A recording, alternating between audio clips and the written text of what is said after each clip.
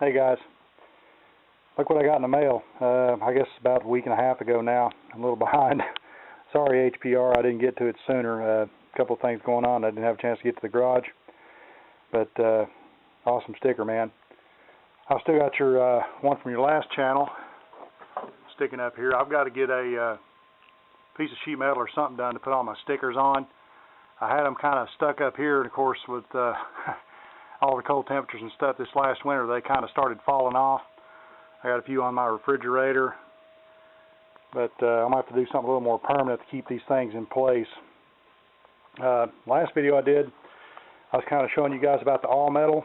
Well, I guess you'd call this take two. After I put the video up, I didn't realize it, but Slow SRT made a comment that he had never seen the cream hardener used with the all metal, and he was absolutely correct. This was laying beside of the all metal, and I got to looking around. I couldn't find anything, and I got on the internet, and sure enough, he uses this stuff, and I had forgotten that I'd lost the tube last time when I used that. So when you put the cream hardener in that stuff, guess what? It don't set up. Here's a piece of what was left off of the board from last time. It's been sitting out ever since. And it's about the consistency of some stiff chewing gum. So needless to say, I had to peel all of that stuff off with a scraper and throw it in the trash.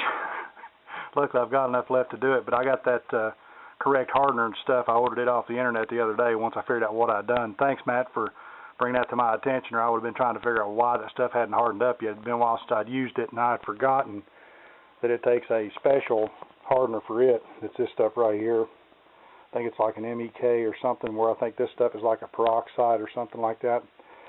So lesson learned. Watch what I'm doing. Save a little bit of time and a little aggravation.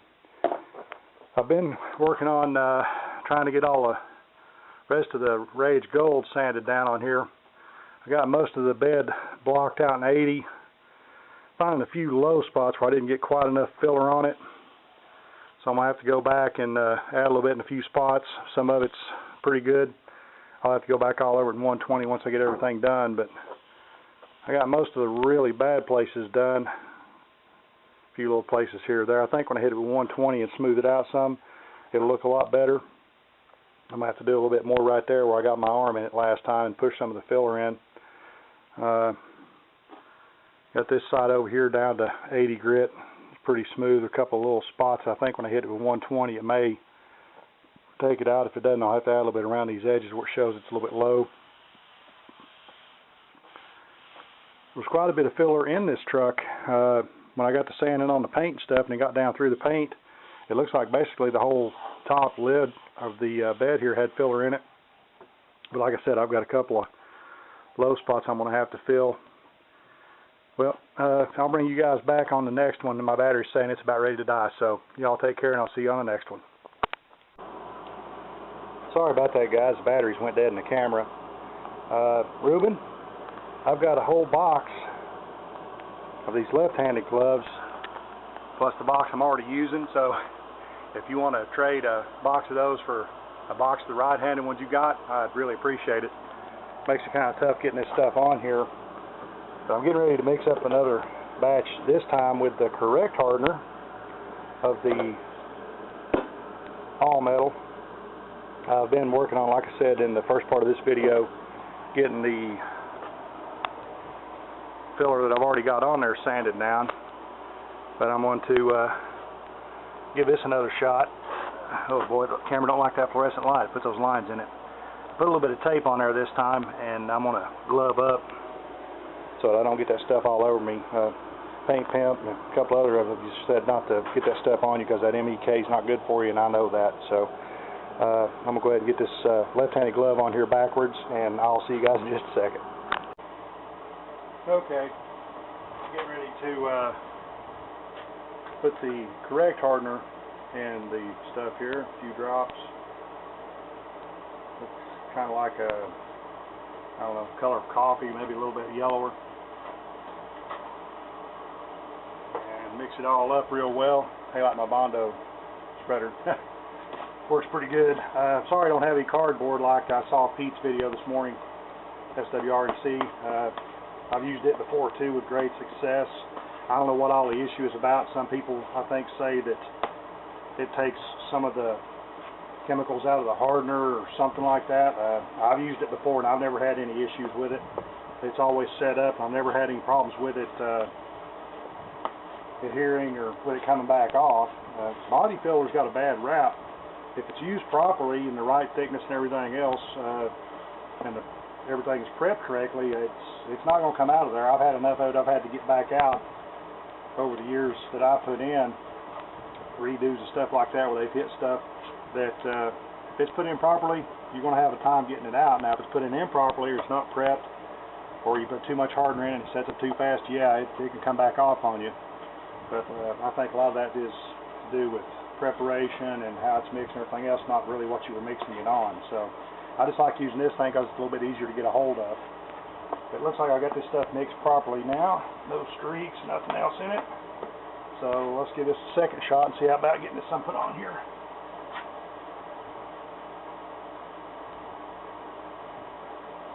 I hope everybody's doing well. It's finally starting to get springtime around here, and we're having some really nice weather, which is about time for it. Saw Jay Taylor's video this morning where they got snow again last night. Dude, I feel sorry for you, buddy. Spring will get here eventually. Just hang in there. But I'm trying to get this stuff pressed down into the recesses here and then build it up so that I've got quite a bit to sand off. Of course, that's usually the way I do it. I put so much on there and then I got like several hours worth of sanding, and usually get upset with myself thinking, well, you know, why'd you put so much on there when you're going to sand 90% of it back off? And the reason I do it is because I hate having to go back and fill low spots and then add more Bondo, sand it again, and invariably I'll find another low spot, so I'll have to make 4 or 5 attempts at it. I'd rather do it, keep it down to 1 or 2. Of course, naturally, when you're using the right filler, that makes a big difference too. So thanks for catching that, Matt, and letting me know that, because I hadn't really thought about it. And when I mixed that stuff up and put it on here, I thought, oh, okay, I'm good to go. Wrong. Just didn't think about it. Grabbed what was laying beside of it, didn't realize until you said that, and I went back and looked. And sure enough, I'd used the body filler hardener instead of the all metal hardener, which in the first video you saw, it basically doesn't do anything. It just turns it into Jello or chewing gum or whatever you want to call it, and it doesn't harden. But it was just enough where it wouldn't mix up and I couldn't reuse it, so basically that little bit was trash. But by tomorrow, now that I'm using the correct hardener, this stuff should be about as hard as the metal is. Sand it down and maybe put a thin coat of regular body filler over it for any pinholes or imperfections, and it should be good to go. A little bit right here in this wheel or opening here where I had a little bitty pinhole. Of course, as usual, I mix it too much, so I don't think I could mix up the right amount. It's either half enough or twice as much is what I actually need. So, yeah, good thing about the gloves, like you guys said, I'm making a real mess of this. I've got it all over me. I've got it all over the floor. At least wearing the gloves, even though I had to turn one of these backwards,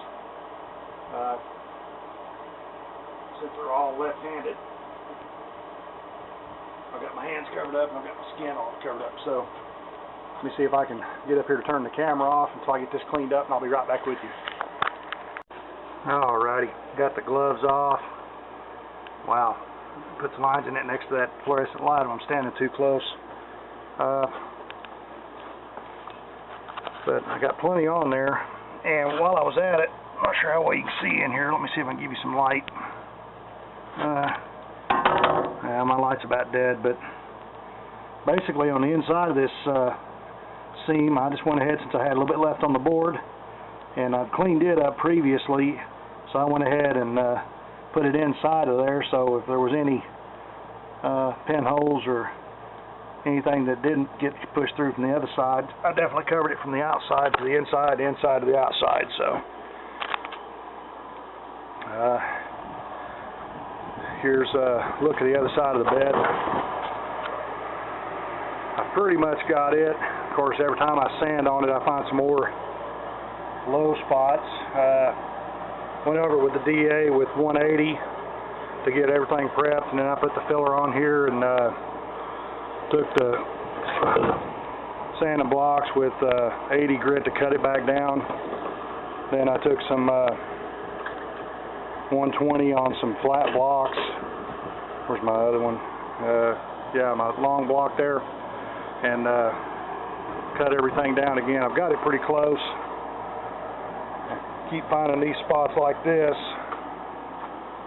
Every time I go over it, I find something else, as per usual, which is good to find it before you get the paint and everything on it. Everything's starting to come out pretty good. I got a little bit of a low spot there, and then one right there. A lot of times, the way the sandpaper stuff hits it, you can actually see it and feel it. So, but anyway, everything's going good around here. A lot of stuff going on at work. Of course, now it's the season for grass. We had to cut my yard the other day. Yesterday, my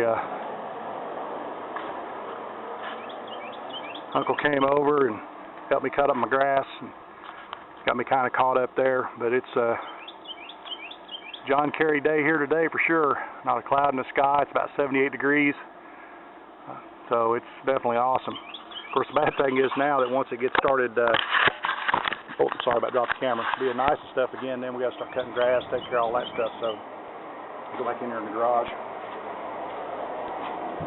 Sorry, backlit there, you couldn't see me. But anyway, I'm gonna let you guys go, get back to sanding on this thing and try and get everything ready for primer here pretty soon.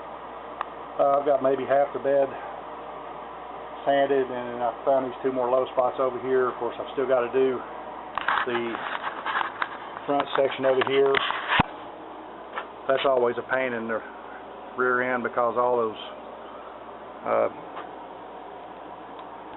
corrugations and stuff, it's hard to get in there. You about have to do all this by hand. You do a few of the flat areas with a DA if you want. You have to be real careful or you start busting all these edges.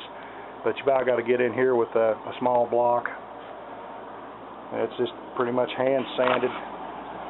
You do a lot of stuff by machine, but as all you guys know, you get into these little corners and edges and everything else, it gets down into block sanding with the little small block, or even into the smaller areas with these.